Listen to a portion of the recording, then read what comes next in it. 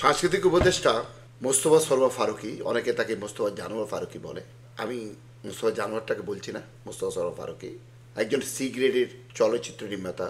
বাংলাদেশের সাংস্কৃতিক অঙ্গনে, নাট্যাঙ্গনে যে টেলিভিশন নাটক একসময় পরিবেশন নিয়ে একসাথে দেখার মাধ্যম, একটা বিনোদনের মাধ্যম, সেই মাধ্যমটাকে কথ্য ভাষার গালাগালি দিয়ে কলুষিত করা মোস্তফা সরোয়ার ফারুকী এখন সাংস্কৃতিক উপদেষ্টা হয়ে কক্সবাজারে গিয়ে নাকি অসুস্থ হয়ে পড়েন। তাকে এয়ার অ্যাম্বুলেন্সে করে ঢাকায় নিয়ে আসা হয়। পরে জানা গেল তার সাধারণ ডায়রিয়া হয়েছে। অনেকে বলে থাকেন মোস্তফা সরোয়ার ফারুকী আগে গাঁজা খেতেন, না যে গাঁজা খাবো কোনো অপরাধ না, হয়তো কক্সবাজার গিয়ে এমন কিছু খেয়েছেন যে জন্য ডায়রিয়া হতে পারে।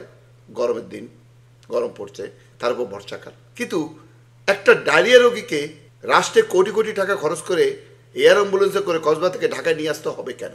তাকে কি মোস্তফা সরোয়ার ফারুকীর বাপদাদার প্রশ্নটা কি সাদা মানুষ করবে না?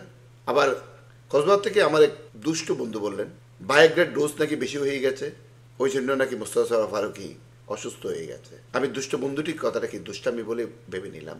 তবে আবার ওটাকে না বলাও যায় না, কারণ ভায়াগ্রার ডোজ বেশি হলে একটু তো সমস্যা হতেই পারে।